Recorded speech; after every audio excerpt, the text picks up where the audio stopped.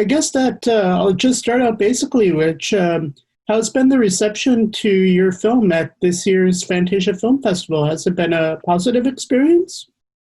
Yeah, very much so. We've had some great, just a great response overall. This is actually the first festival that we've played with this film.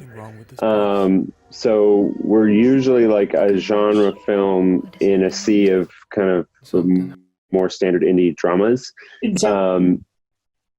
What was that? Exactly. And Yeah. Fantasia focuses a spotlight onto those small niche genre films that you go to Fantasia and you know what exactly you're going to be watching. You know, it's no surprise.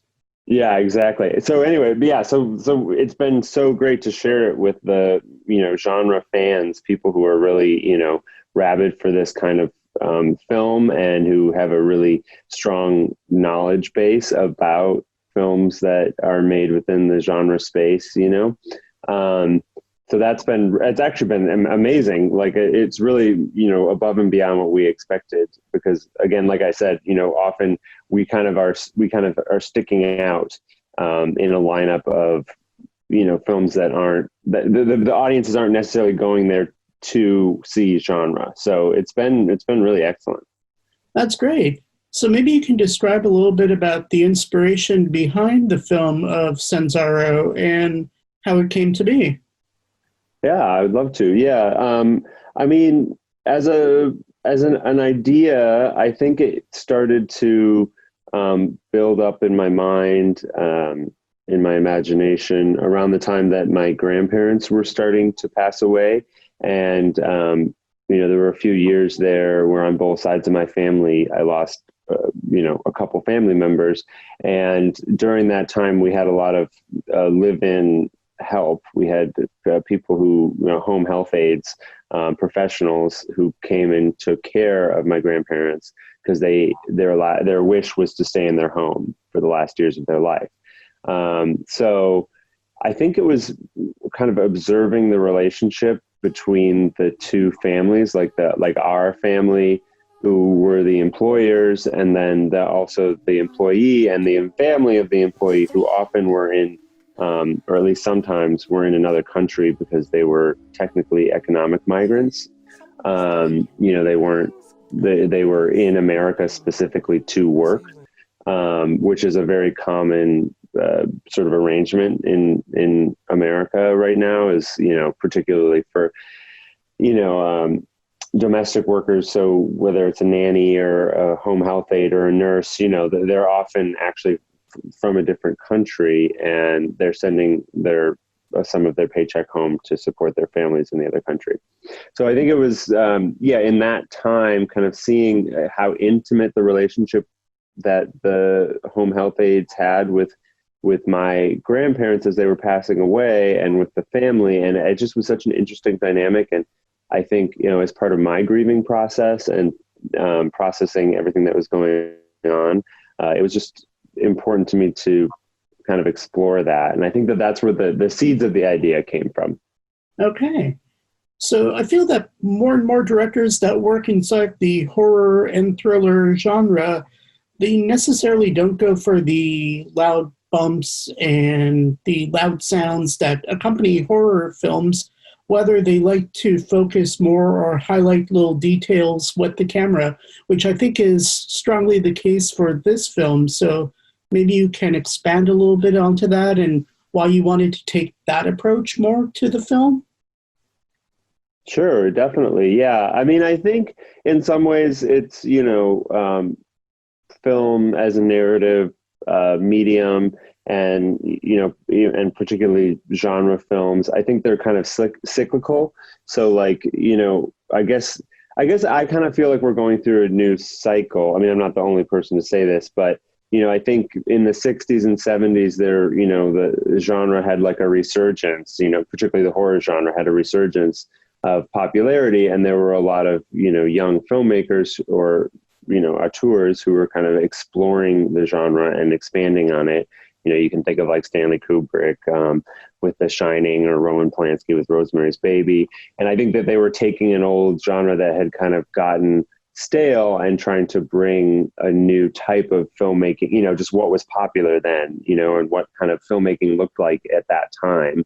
And I kind of think that's happening again, because I think, for a number of years there, particularly the horror genre really was, the focus was kind of, like you're saying, like the louder, more obvious scares.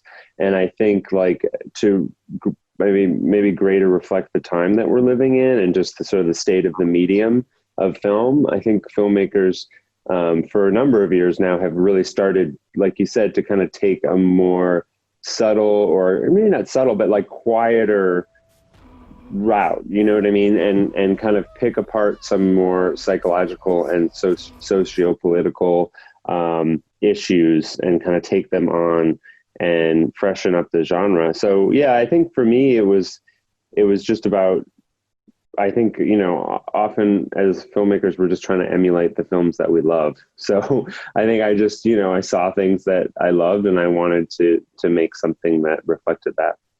True.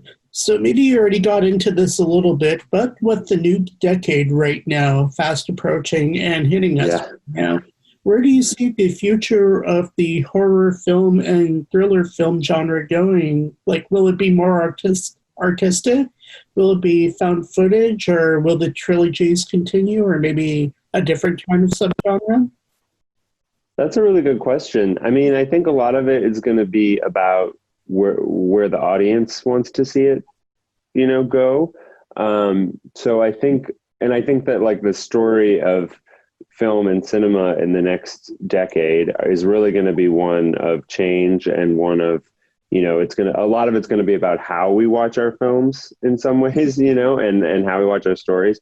I mean, I do think we'll probably keep seeing a trend to episodic. So I think a lot of, I think there's going to be a lot more genre television, if you will, whether it's prestige or not. But I think, we still are starting to see, or we're starting to see some of the great, I think, horror episodic television shows, you know what I mean? And I think that was something that was really, maybe even 5 years ago, like something that was not really on people's radar, or like we just didn't have that yet, So I think that now that we're starting to see some of these excellent genre television shows on TV and on streaming services, I think that that's something that's going to continue. Absolutely.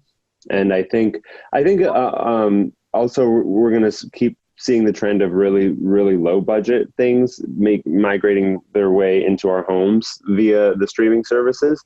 So I think because it is so attainable to make films yourself now, exactly, on a lower budget. Yeah. So I think that you touched upon all of those things. And essentially, I feel that the psychological element is coming back more and more with the horror genre, and definitely the thriller genre. And I can't wait to see what this decade brings out of the directors that I have been following inside of this genre a lot. So we normally end our interviews onto a light note. So maybe you can talk a little bit about if you've seen any cool films at this year's Fantasia Film Festival that you really enjoyed, other than your own, or maybe some contenders for favorite film of the year so far. Oh, wow. It's been such a whirlwind. I haven't gotten a chance to watch a ton. I mean, I've watched some of the stuff and I've met a couple of people, and it's been really great. In terms of this festival, I'm not in Canada, so I'm somewhat restricted as to what I can actually watch. And in terms of films that are up there for best films, films that I've really loved this year, I'm trying to think. You've kind of stumped me. It's been such a whirlwind year. I haven't had a lot of time to watch much of anything at all, honestly. And I watch a lot of old stuff too. Okay. So maybe you can maybe you can a little bit onto your Fantasia experience. Was it a positive one for the most part?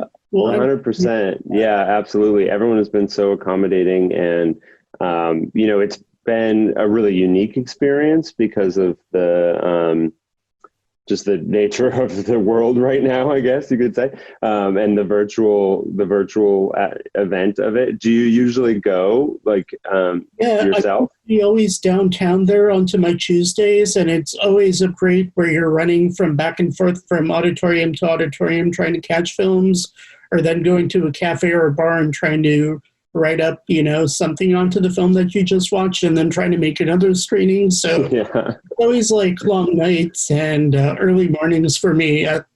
But it's been great having the virtual sense of the festival where I can do it inside the comfort of my own home. So that's been great too, as well too.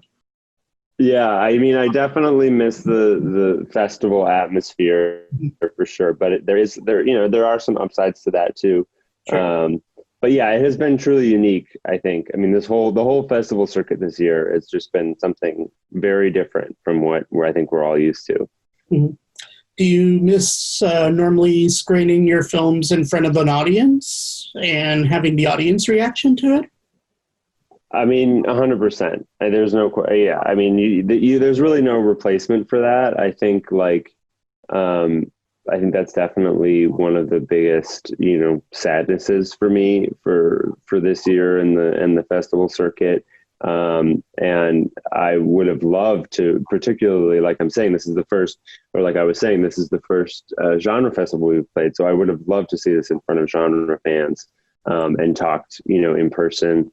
But that being said, I think it does, there is a possibility that it gets a different type of reach or a longer reach this way. So that is also exciting to me, That's great.